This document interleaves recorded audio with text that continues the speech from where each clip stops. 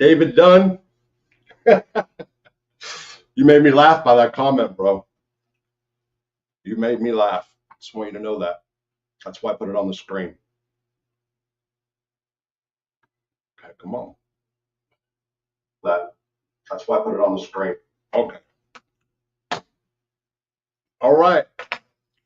So I had to get this out of the way. Well, no, I didn't have to, but I'm glad I'm getting this out of the way early because it's going to be a hot mofo today. For real. It's already so muggy in here, man. I swear to God. And I was just like, damn, I got to turn the fan off when I play this recording and everything. And I was like, shit. Can you hear me? Damn, I got to turn the fan off when I play this. Like, shit. Oh, what did I do with the camera color? Why am I so white? What the fuck? Okay, excuse me. Anyway, good morning. Good morning, Vietnam. No, actually, good morning, New York. So I just want to make this clear. The reason that I have to do the Benny Geritano tapes live all the time is because I don't have any other way to actually do it that sounds reasonable. So that's what I'm going to do here. Let me put this little freaking thing on. Enter to Bluetooth. Bluetooth connected. Okay, so we got Bluetooth connected now. Let me see a couple of these comments real quick, you guys. All right. What's up, Jason? What's going on, bro? You couldn't have picked a better time. Once Benny gets out, people are gonna run for the hills. Okay, let me go ahead and post some of these things. All right. Yeah, this is actually a good time, and I'm in a mode right now. I've said it in the last couple of videos. I am just tortured with no sleep right now. Tortured, man. It's just one of those things. I go through cycles, probably bipolar, but whatever. Once people are gonna run for the hills, no channel. What's up? Good morning. I haven't been to bed yet. Addicted to playing COD online. I'll go to bed at 6 and be up till 10. Full disclosure, I went to bed at 9 o'clock last night and woke up at 11:30, and I've been up ever since. 2.5 hours. 2.5 hours of sleep. And that's coming off like 1 the night before. I'm just. Anyway, so let me go ahead and play these tapes. Man, I just got out of the freaking shower and it's already. All right, let me see. I'm going to turn this fan off. Hold on. I just got out of the freaking shower. It's already. Okay, let me see. Turn this fan off. I just got out of the shower. It's already. Okay, let me see. Turn this fan off. I just got out. Damn. I'm trying to see if the fan's going to.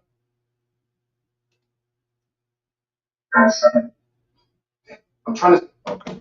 All right, guys. Here, let me do a couple more real quick, and then we'll roll through this. Okay, what's up? No channel. You better believe it. All right. Okay. All right.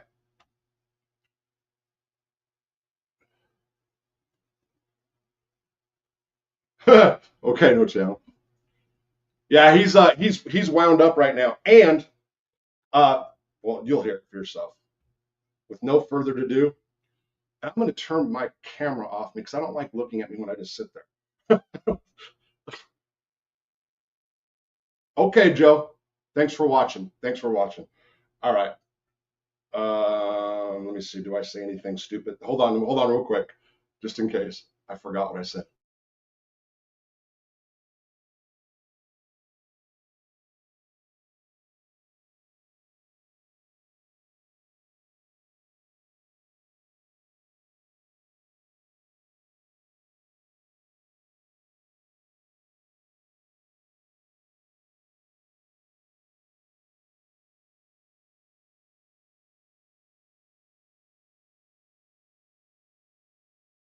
You and everybody. First of all, I'd like you to know that I finally got the copies done that I promised I was going to send to you and the viewers.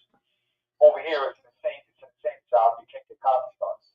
Now I'm trying to go to the next hurdle. The next hurdle is to get an envelope big enough that would be able to hold the documents. That's how many documents are coming your way. Okay. But in addition, something was revealed to me accidentally.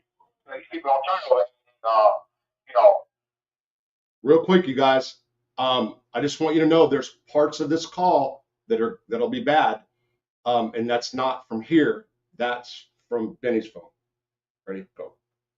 willfully or willingly. Things get turned over accidentally. So this was something that I want to read to everyone. That was it was actually submitted to the court, the sentencing court in the federal district court, and probably in the state court that I just did the 12 years on. And it contains nothing but falsified information. Now there is case law on it, which I'll read to you when I'm done. But this information was submitted under seal. So I guess you can explain to your viewers what that means. And being it was under seal, I never knew about it. So I want you to read this. I'm going to read this to you, and if it's need be, I will send you a copy of it as well. So it says, a surreptitiously recorded statement from Geritano's longtime friend and Colombo associate John Sabone, also known as John the Plumber, confirmed that Geritano ordered Bello to shoot the club owner in retaliation for turning over the video. Now, let me show you what this guy says. Now, so we'll go like this, okay? Unbeknownst to Sabone, he was captured on a consensual recording made by a confidential source, the CS, in February of 2013, 2 months after Geritano stabbed the victim and 1 month after Geritano ordered Bello to kill the club owner. Now, this is a lie. He never ordered Bello to kill the owner. Bello never shot the owner of the club. So now, here we go. On the recording, Sabone stated that Geritano ordered Bello to kill the club owner because Geritano believed the club owner gave law enforcement surveillance video from the club. Or in Sabone's words, it had to do with surveillance records of the tape of the stabbing. That's a lie. The club owner released it, according to Sabone. So Benny sent Peter out to fucking kill him. So it says, see consensual recording. A longer excerpt follows like this. Now we're going to make this is John Sabone talking. Yeah, the kid who owns the club, unintelligible. They have that in brackets, so he's probably cursing, you know? His name is club owner so-and-so in brackets, right? I get the high throws from him. This is something I didn't know at the time of the trial, even at the time of the federal case. I didn't know John Sabone was buying drugs from the club owner. So Peter Bello went and met him with another kid named Mario Mandavano. To make the long story short, there was a fight. The club owner, you know, he's a tough kid. He beat up Mario with his own cane. And what did Peter do? You know, to make a long story short, he came back to the fucking bar. From the bar, they said it had to do with surveillance records of that tape of the stabbing. He released it, so Benny sent Peter out to fucking kill him. So now it says here that Bello and both Mandavanos were arrested and charged with possession, but despite the substantial evidence inculpating Bello, or perhaps the cause of it, on February, hold on. So over here it says, also, now listen to this, this is something else. This is the footnote of the document. It says the CS has been convicted of numerous felony offenses between August of 2012 and 15 and cooperated with law enforcement in the hopes of receiving leniency. Information provided by the CS during the course of its cooperation has been corroborated by information supplied by other confidential sources and cooperating witnesses, among other things. So I wonder who that other cooperating witness is who's saying that I sent Peter Bello to shoot the club, only because it never happened. But here you are, Rob, right? I have a 3-point enhancement on this sentence because of this. Because of this guy, John Sabone, this mental moron, okay? You believe this mental moron is on tape telling somebody a fictitious story that I sent the guy to shoot somebody from prison and turn it over to club surveillance, which isn't even true. So in the meantime, it says here that Mr. Sabone was buying drugs from this club owner. But hold on a second. Mr. Harry Shasho, when he was putting everything off on everybody else and blaming everybody else for the mishap that I'm in jail for, he turns around and he says the kid Roman is a rat. So he sends me the kid Roman sentencing memorandum from your lawyer James Paparo, who's also John Sabone's lawyer and amongst these other douchebag gangs that they call themselves out there. So look at what Mr. Controller Roman's sentencing memorandum says. So John Sabone was buying drugs from a guy who tried to cooperate with the feds in 1999. Listen to this. As noted earlier, controllers continued trafficking narcotics while out on bail in that case, both after his arrest and after his plea. This is particularly blatant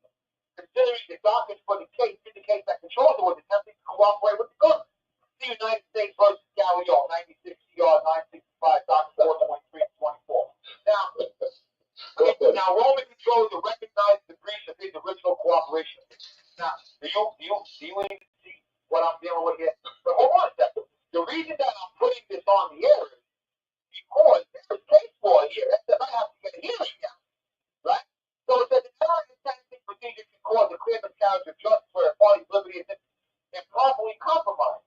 Sentencing procedure is subject to due process rights under the Fifth Amendment towards versus the United States.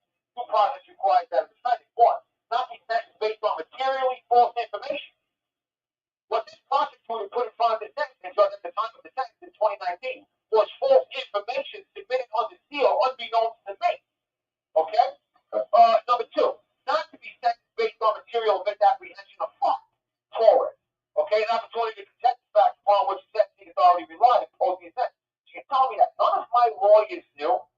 None of these private paid lawyers that are associated and affiliated with these stool pigeon mob guys that look like Queen and everywhere. Nobody knew that this information being submitted to This call is from a federal prison. by the government under seal to this judge, which gave me a 3-point enhancement. 3-point enhancement is half the sentence. Yeah. Okay? That was materially false, and the facts related to it were misappropriated. This prosecutor is a ruthless douchebag. Who's the lad that went on the show and said that he's invincible, she don't lose the case? She's got to be sucking every lawyer off that she represents the government against. It's insanity. How is it that these lawyers don't say, "Oh, Your Honor, we can call him Mr. Bello. We can call him Mr. Controller. We can call these people in. We can call him Mr. Montevano." They got his name in the paperwork over here. I never knew that. Mr. Montevano could have been called in. Mr. Montevano, can you tell us anything about the case? Mr. Controller, can you tell me about the shooting? Mr. Bello, isn't it amazing? No one wants to call the witnesses that can help exonerate me or put forth factual evidence or evidence that is material and to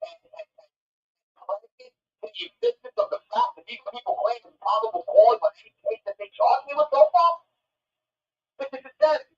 So you have 81 handwritten pages coming your way with facts and law. Not all the facts and law, because there's just so many of them. It's insanity. Okay? But you have United States constitutional law, statutory law, regulatory state law. You have 47 exhibits coming your way. I also included with the 47 exhibits is a packet of information that I sent to Rachel Roseman Murger. Rachel Roseman is the assistant district attorney in San Diego. She was at the time of the case, who falsified the complaint. She committed felony crimes when she did that. She's a Jew. I told you to prior conversation. Yeah. I believe personally she did this to protect the Jew informant, Adam Shasho. Okay, he's a Colombo. John Sabone is a Colombo, right? Isn't it amazing? This guy is buying drugs from the guy who owns the club. The Jewish Colombo Homeland Security guy. He's on tape being identified for the stabbing, committing the stabbing. The tape is erased. The identification of the stabbing is erased. The girl pointing the guy outside on the sidewalk is erased. The stabbing incident, the fight inside the club is erased. Lucio Fusco is John Sabone's cousin who initiated the whole problem in the club, and the girls jumped my daughter. They should have been charged with gang assault. In New York State law, that's gang assault. That's 25 years. Oh, wait. But they only preserve a clip of a video where I'm being pushed into a vestibule by one of Mr. Fusco's girlfriend's friends. And they want to say that that's because of that, I'm the one who stabbed him inside. Well, you know what people don't even understand? That little clip of the video in the vestibule, it doesn't even depict me committing a crime. Or if the prosecution wanted to charge me, I would have been able to beat the charges just for the charge. No, and I'll tell you what it's depicted. It depicts criminal possession of the fourth degree, which is a misdemeanor, and menacing in the third. Hey, I thought about that. Because you said it before, and I went back and actually looked at the tape. You're right about that. I get where some people might say, well, that was, it's part of the tape, and you just can't see him puncturing or whatever. But you're right. It really doesn't depict anything more than that. So that's the law. That's what I was charged for. Yeah. In the vestibule area of the club. I was never charged for the Fusco in the vestibule area. I was never even charged with assault in the vestibule area. I was charged with menacing in the third and criminal possession of a weapon in the fourth degree. 2 misdemeanor crimes. But listen, had my attorney even represented me, the prosecution had to prove that I had mens rea. responsibility of committing the state of mind. Yeah. And I didn't have the mental state of mind of committing a crime because you see me getting pushed through the doorway by the girl Tamara Lee behind me. So if I'm being pushed through the doorway, then it contradicts the whole prosecutor's case that I charged into the vestibule of the stuff, which I never did. Listen, Rob, you served time with me. I mean, there are people on the show that both of us know for 20 some odd years. They know when I'm looking to hit somebody, they can't hit. Okay? Yeah. How was it? This call is from a federal prison. They claim that I charged into the vestibule to save this guy, and you don't see me stabbing anyone. All you see is me keeping a knife, or what looks like a knife, behind my leg. And you know why that is, Rob? That is to protect everybody in front of me. Like anybody out there who has, they can pick up a fork and a spoon, pick up a fork and a spoon, and have a few people stand in front of you, and then have someone come behind you, shove you into them. What do? You push the thing behind you so nobody gets stabbed with it. I'm not a criminal defense attorney, but when I'm telling my defense attorney to say these things, he's telling me, shush, don't piss the judge off, he's going to kill you as a fact. You understand? And you know, when you're going through these consistent mind fucks that your attorneys are setting you off and waiving your right and waiving the reading of the charges in the parole violation and the criminal case and waiving the 180 hearing, which is the pretrial preliminary hearing, where you can call in the prosecutor witness and the victim and the cop. And I don't even know he's waiving these things, this Vinny Romano, this fat douchebag professor. I don't know that, but this is Stevie Mandel, these are the douchebag Colombo, these are these guys who hang out with Vinny Romano. This is Matthew Mary's friend. You know, Matthew Mary just that tried to help you. Yeah. You know, in 2009, before I came home from federal prison, Jack Basile, a guy who owes me a ton of money, him and his brother, that he supposedly hired Matthew Mary to help me get paroled down in Florida. I had a place down in Florida. Matthew Mary never filed a motion, or I have the paperwork here from Matthew Mary. I just found it. Matthew Mary sent about 5 letters to the court. Oh, Mr. Geritano trying to go foreign. Mr. Geritano trying to... But you're an attorney. You know that a judge or a court or a prosecutor doesn't have to answer a letter. They have to answer a motion. Never filed a motion. That's the reason why I got sent back to New York. And I got sent back to New York not because of anybody other than Hector Pagan, this Puerto Rican rat from the Marlboro, who was telling the feds that he could get me the same way he got Ronnie Petrino, this other fat idiot who's sitting in Eastern Correctional Facility with Stevie Mandol's son. Could you imagine that? Could you imagine that? Here I am, I've been persecuted, and then after I was arrested and charged and convicted, I wasn't even convicted for the stabbing. I was acquitted for the stabbing. I'm going to show that to you in black and white. I'm going to show you the transcript. I just got the verdict sheet last year. Could you imagine I've been in jail nearly 13 years? 4 private attorneys, nobody would turn over the verdict sheet. Nobody would turn over the complaints. Nobody would give me anything. And all of a sudden, last year, I get a copy of the verdict sheet. Do you know that when you compare the verdict sheet to the jury instructions, which were illegal and unconstitutional, the jury acquitted me of the stabbing? Because in order to find somebody guilty of the stabbing, you have to find them guilty of the elemental conduct. So I was never found guilty of the elemental conduct, which is the knife inside of the club at the time of the stabbing. So if you can't find me guilty of the knife inside of the club, then you can't find me guilty of the stabbing, because it would be kind of hard to find someone guilty of stabbing someone without a knife. Does that make sense to you? Yeah, sure. So I wanted to put that out there today. I want everybody in the Colombo family, the 5 families, to know that when John Sabone comes around, this is what he's going to subject you to. He's going to go tell people and rats and people and riots stories. And they're going to lock you up on cases like they did. They're going to put evidence in front of the judge you're never going to know about. You're never going to know the stuff is being submitted. It's under seal, the same way they did it to me. He concocts stories in his mind, this mental idiot. He's a trickler, too. This guy's a trickler. Do you believe there's 3 of them on him? Can you imagine that? This poor woman of his mother has reading this creature. It's insanity. It's insanity. He's in the mall, a plumber. So this is what's going on out there. I just want everybody to know. So the moral of the story is modern day mafia is a branch of law enforcement. It's a fucking joke. It's a joke. And this stuff is coming to you live. You and your views. You can get to view all the pages on the internet so the world could see. Hold on, let me fix this. Oh boy. Fucking Vinny. All right. You know, there's people, and I get the concern. Rob, don't do this mob stuff. Rob, you did this before and you kind of screwed your channel up, this and that. Let me tell you something. I get it. I do get it. I went ballistic on the whole fighting mob genre people. But in this case with Benny, there's no way that I am not going to put these tapes up. There is no effing way until, well, I'm not even going to put that in the air. But I also do want to say this, and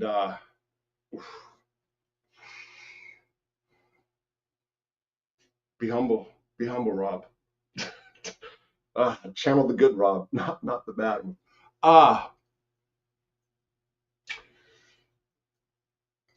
You guys in New York, you guys, mob guys and mob associates. First of all, Colombo guys, I don't know anybody that Benny's talking about. I don't know anybody that Benny is talking about, okay? Understand that first. Not Stevie Mad Dog, even though I like saying that name. Not Stevie Mad Dog.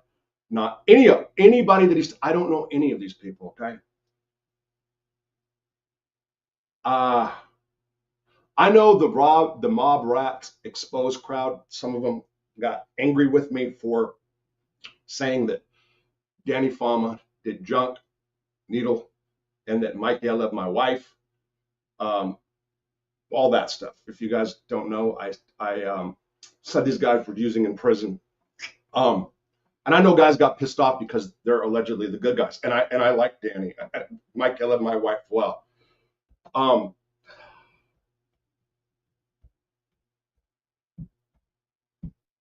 I cannot stand. It is one of the worst things. One of my biggest pet peeves is to be threatened in any way, shape, or form. That is by YouTube people, by friends, family, law enforcement, whatever you want to say. Okay, it absolutely makes me see red. My address is public information. My address is public information. 410 East 5th Street, Hartford, Arkansas, 72938. Google it. Secluded. So stop your shit. I know. I've got some. There's people that don't know what I'm talking about. And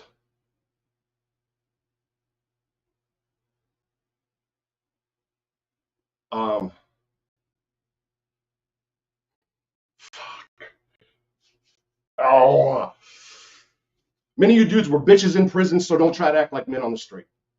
Stop it. I know who a lot of you were. I know who a lot of you are. I don't give a damn about having guns on the street. I don't care. I know you as a man, because in prison you have to be a man. So stop it. I'm going to leave it there. Now, he brought up Matthew Mary, who Stevie Mad Dog's lawyer. The first few conversations we had, this goes back several years, 2 years at least, maybe 3 or 2, were not good. But then I turned to him for some legal advice because there was issues on my probation violation, supervised release, and he actually was going to go to court. He thought I was in Arizona, not Arkansas. Okay, there's I want to be clear about that. But what he talked me into doing is basically the right thing. Just go accept it, instead of trying to fight it, because there was an issue that could have actually helped a lot of other people on supervised release that nobody has argued legally anyway. And he gave me some great advice. He did. That doesn't mean if I was contacted by him again, I would stop playing Benny tapes because they're pissing people off, or something else I said that pissed people off. And you know what I'm talking about too. Some of you do. Or at least a few of you do, I should say. Not you guys in here, but I'm talking to people. Also, I need to make a correction. Boy, this is I always say that if I say something and I make a mistake or it's not factually correct or whatever, I'll come back and correct it. And I have to do this for Sammy the Bull's video that I did about him. 2 two important parts, actually. Number one, there have been many people in my comment section. So if you guys don't know, I did a video about Samuel Bull, okay, about corn-fed, whatever. Forgot what the title was now. But in it, I said that he talks about blowing the pipes out, not out of men, but out of the sink in his rat cage in the ADX. I never heard of anybody blowing the pipes out. I've heard of people using the toilet as a way to, we called it the telephone. Maybe we should have been blowing the pipes out, right? Instead of putting our face in the shitter. That's how we talked. I'm standing corrected on that. So I actually said that I never heard of it, okay? So I didn't actually say for sure that's not how it happened.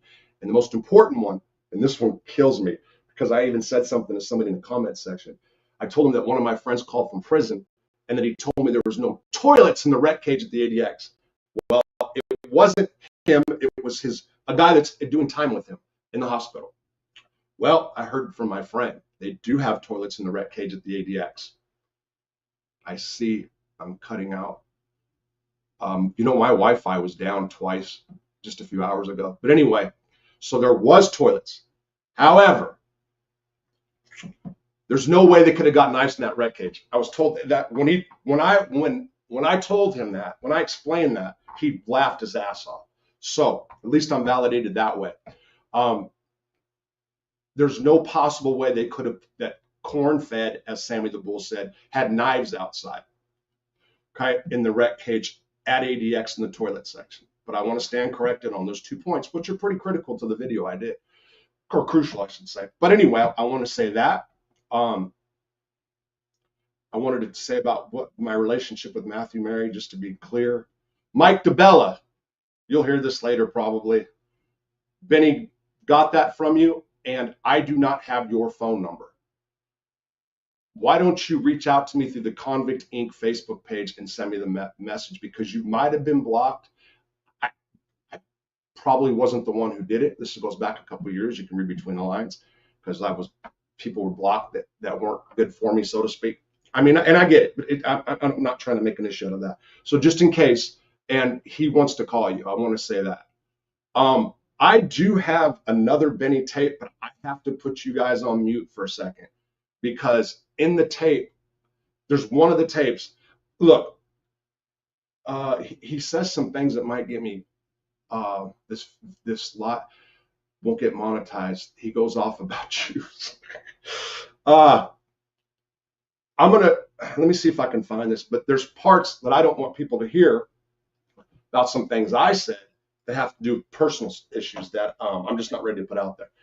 I got something that's not corrected yet that's happened to me. I said something about it in one of my lives, so I'm not going to say anymore. And I have to get that resolved, because that's probably keeping me up a little bit too, to be honest. Okay. So hold on one second. I'm going to put you guys on mute just so I don't screw this up.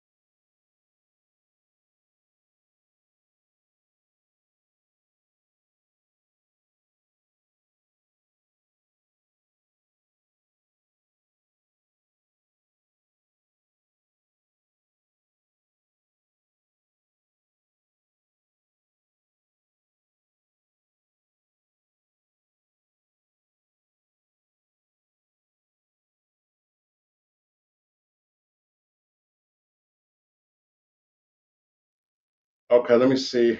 Boy, I hope. Okay. questions and stuff like that.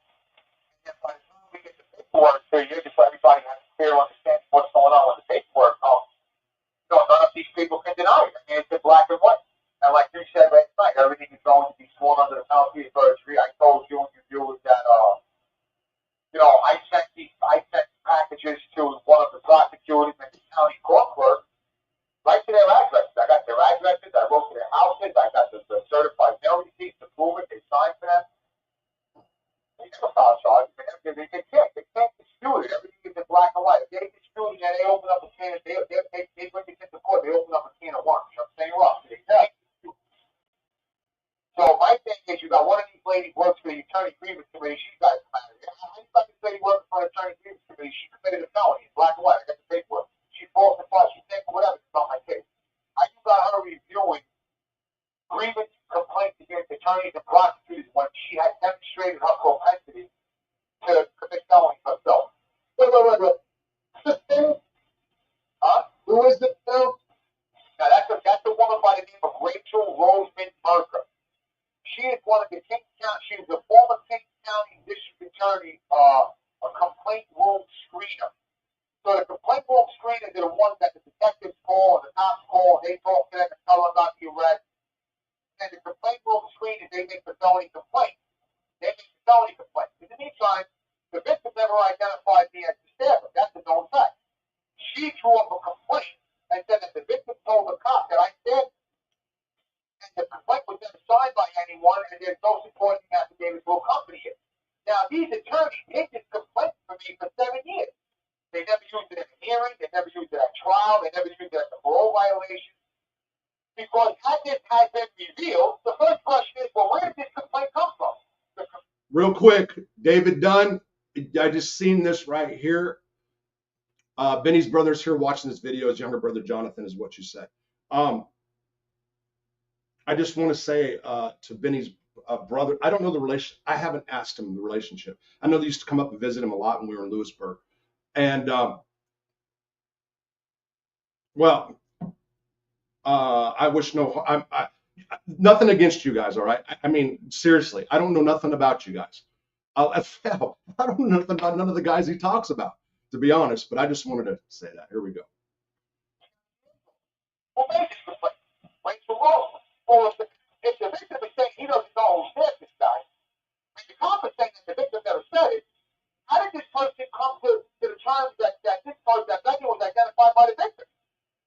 So that now becomes tampering with physical evidence, which in New York State is a felony under the New York penal law.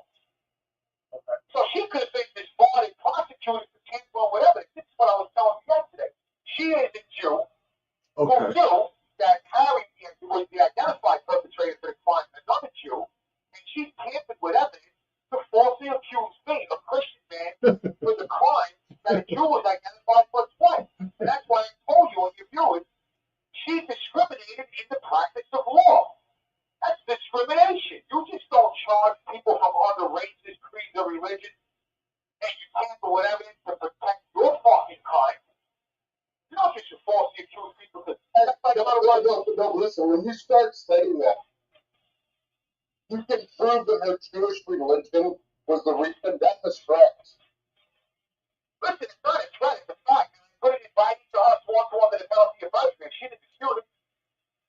Oh, okay, I'm just saying, when it comes to race, Benny, you've been in prison a long time. This is totally different out here. You gotta watch it. You know what I mean? So then, well, let me ask you a question. Yes. Well, let me ask you a question. Yeah. Go ahead. If let's say, for instance, Harry Shasha was black, and a white person was saying Harry Shasha robbed him, right? Yeah. And then the King County District Attorney's Office complaint room screener who Rachel Roseman was black, but she didn't want a black man to be charged for the crimes that a white person was saying. That black man committed. How do you prove that it's because of race? Oh, you can't actually listen. Can you prove it's anything else? Why would you do that? Okay. That was an advocate. You know what? Maybe I can't prove it was because of my creed of being a Christian. But you know what? We can get her on the phone. We can call the 10th Judicial District Department, the Grievance Committee. You and I can get her on. Saint Benny of New York. He's gonna. All right. We're live. We're on convictteam.com. We're doing a podcast live. We're looking to speak to you. Thank you, Geritano, on the phone. You were the complaint room screener in the tape on January 7, 2013. We got the big one. You're going to have it in front of you. You're going to have it in front of you. And you're going to say, you filled out this felony complaint. Where did you come to terms that somebody told the detective that the victim, your husband, told the detective that he stabbed him and slashed him with a knife? The victim doesn't even say that. You're the complaint room screener. You're the person who falsified and authored the felony complaint. Where did you get this information from? So I wrote her and told her, where did you get this information from? Fill out an affidavit and send it to the judge. Yo, listen, Rob, as soon as I sent this paperwork that I sent to Rachel Roseman to front to the judge denied my motion inside of a week, bro. They don't want this to come out. They don't want this to come out. As soon as the judge received that paperwork, she denied my motion. They don't want this to come out. This proves that I was maliciously prosecuted. This call is from a federal prison. Understand what I'm saying? Well, I think what you and I can do, that's crazy. We can call these people up live. I don't think anybody else does this on their show. We can call the lawyer live and say, hey, listen, you were at the police station. The police officer said that you were there at the lineup. If you were there at the lineup, how did you allow a fake felony complaint to get against you? And then you want to turn around and you want to file. You're an attorney. You sent a sworn affirmation to the court saying that you started representing me at the arraignment the following day. The police officer said you were representing me at the lineup. And the arraignment, you waived the reading of the charges because you know that the felony complaint that's in front of the judge is tampering with physical evidence. You assisted the prosecutor in deceiving the court by way of fraud.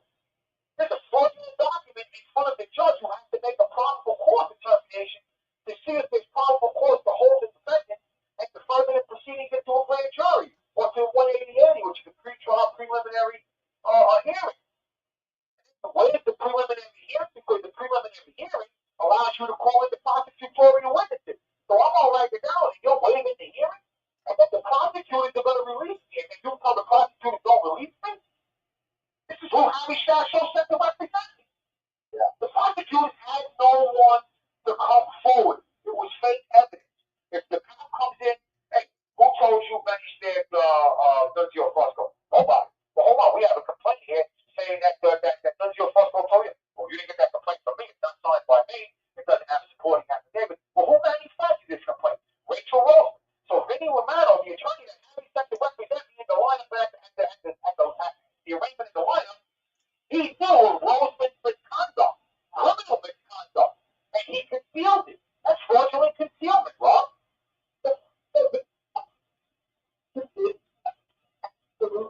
Break it up again. I don't know why. I don't know why. I don't know why either, Rob. I know that I've been in jail for 13 years on fraudulent documentation, and it was all concealed in the court of law. And there's no way in the world that these attorneys who are private attorneys, they're seasoned attorneys, they've been doing it for years, there's no way in the world that they didn't know that this was going on. There's no way in the world. If you're an attorney and you're representing someone, Rob, right, you have to have their best interest at stake. And if you don't, you're supposed to say, listen, I can no longer represent you. There's a conflict of interest here. Allow the criminal defendant to hire another attorney or for the court to appoint one if you can't afford one. Don't sit there and sandbag the case and send the man to prison when there's nobody saying the man committed the crime.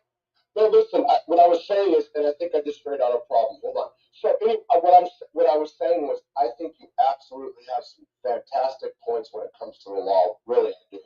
My biggest, when you just started talking about the Jew stuff, and you said yesterday, you just got to be very careful because that can turn people off. That's what I'm trying to get at. Okay. No, I understand that, but here I am. Dude, you're in it. So that's what a lot of people don't get. When you're living it and you're in it, you've been in it. You know everything, you know every little tiny detail, and it just frustrates the fuck out of you. You know what I mean? Rob, I've been in prison for 13 years. In the last 13 years, I've seen black, white, Puerto Rican, Chinese come in, and these judges is playing them. When these fucking Jews come in, they come in for fucking their granddaughter, they come in for fucking their daughter, they give them probation, bro. They stop them on their rent, they give them 1 to 3. You understand? I don't know what's going on. The judges, the Jews, the prosecutors. Harry Shasho was a convicted felon at this time, a 2-time convicted felon. This man was arrested for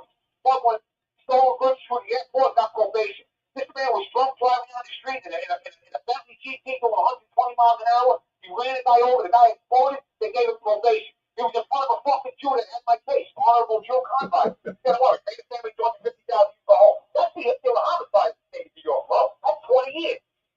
Yeah. No, there's no doubt. I saw a bunch of guys that were I think a bunch.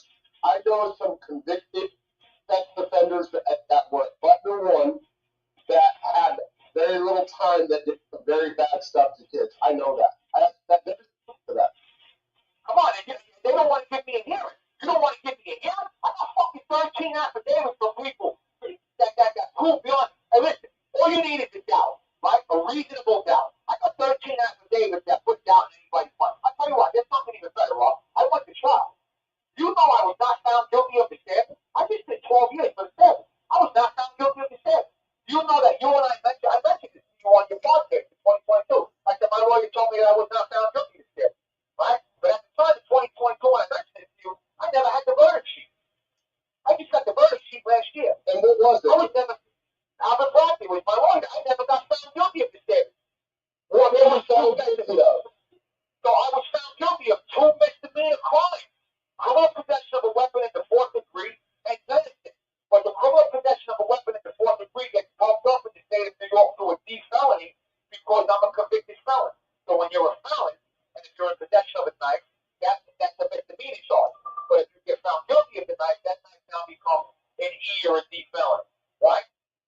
But I was never found guilty of the stabbing because in order to find me guilty of the stabbing, there were 5 charges charged to the jury, right? The judge gave the jury illegal instructions, erroneous instructions. He gave them 2 theories to convict me by. The prosecutor's case is this. Charges 1, 2, and 3. Attempted assault in the 1st degree. In order to find a defendant guilty of attempted assault in the 1st degree, the prosecutor's got to prove by the evidence 3 elements. One, that on December 23rd, 2012, this crime happened in Brooklyn, and after one over there. 2, is that I intended to cause serious physical injury, and 3 is the criminal possession of a weapon in the 3rd degree inside the bar where the stabbing took place. That's the first set of the 2 sets of crimes. The second set of crimes is criminal possession of a weapon in the 3rd degree, which is really the 4th degree, and menacing in a separate area of the place. So it's like one crime took place outside, one crime took place inside. Inside was the stabbing, attempted assault in the 1st degree, possession of a weapon, and assault. This call is from a federal prison. Was found guilty of assault too. I was found guilty of attempted assault in the 1st degree.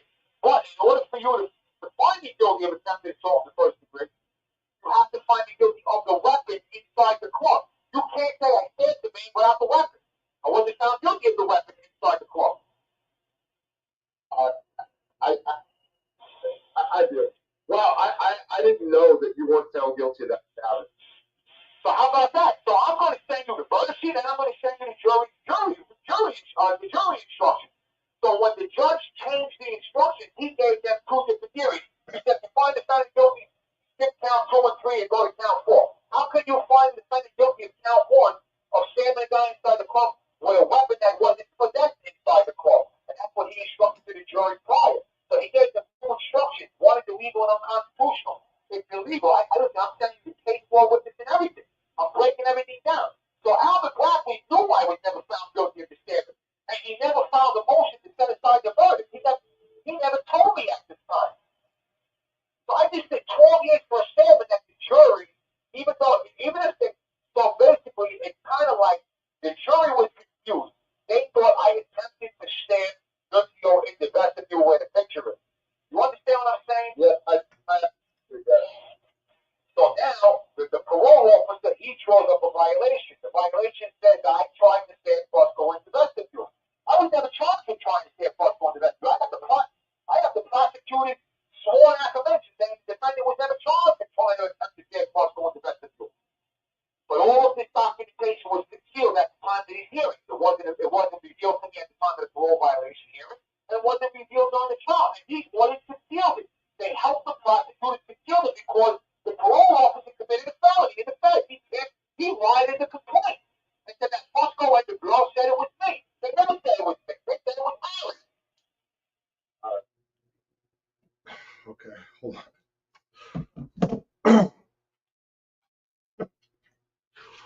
Ah,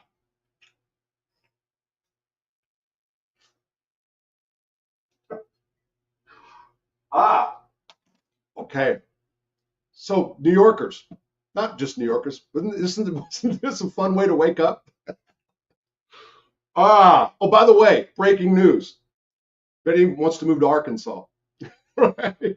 I mean, no, but he met somebody else in New York prison and found out a lot about the state. And he knows a lot about the state now. He actually does. And except he wants us to go back to New York so he can beat mob guys over the head with a monkey wrench. That's what he said. That's what he told me. It's on the other tape. But the other tape's for sure the one it was a lot about me. And I don't even know. Yeah. Yeah. Anyway. Wow. Spirit New Orleans, I've been reading you. I got you. Yeah. That's why I made sure I put every one of the things you set up, by the way. You could start a new family in Fort Smith. Yeah. There is. Not Fort Smith, not Arkansas. There is somebody, some people in some place, old school mob that's not like a lot of the guys in New York right now.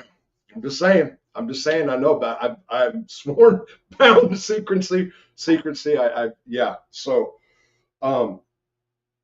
yeah, very, very, very, very, very surprising to me, by the way. But anyway, yeah, you guys want me to answer a couple questions before I go or whatever? I will. Otherwise, what else do I have to say? What else? I'm trying to think of anything Benny related I saw that clip. You guys mentioned something about Jimmy Calandra. And I actually have that little TikTok video that Jeff Nadeau did, which I'm going to put out probably today. I might do something about it. Be short. I can't cussing, saying that he hates cops. I effing hate cops, blah, blah, blah. What a weirdo. What a weird. I'm sorry. I'm not going to, whatever. What a weird. Just, that's so weird. And Jeff Nadeau in the background. The best part about that TikTok video that Jeff Nadeau put out on his thing, if you guys haven't seen it, and I'm going to put the video up today. If I need to not try to go to sleep until tonight. I really need to. But I was going to say after I get off here, I'll go ahead and shoot that real quick. But the best part of it is Jeff Nadeau saying, "You're a rat," or something like that. Oh, you're a scumbag or something. My God, every time I had to go back and just play it over and over and over again. It's my favorite part of that whole thing. What else? I don't know. Damn, it's like I am getting. Oh my God, I just sound lame nowadays. Pawns to prizes. I understand what you're saying. Not all. There is a very, very good one. Yeah. Anyway, so what else? Start the new family in Fort Smith. That's funny. But yeah, he actually knows a lot about the different parts, things to do with the state of Arkansas. I'm trying to think of anything else, guys. Yeah, I'm going dingy right now a little bit. Anyway. Okay. I think I'm going to go ahead and go. I was just waiting to see if anybody had anything they wanted to say real quick that for me to address. Otherwise, I hate committing to a time. I hate committing to a time when I'm going to do something because I never. It's terrible. It's terrible. Something will come up or whatever. Okay. All right. Okay, guys. Good morning. Have a great day. I hope at least some of you were entertained. Is Teddy Persico out yet? Teddy, handle that. Handle that. Not in a nonviolent way. Your uncle would be bummed. Otherwise, have a good one, you guys.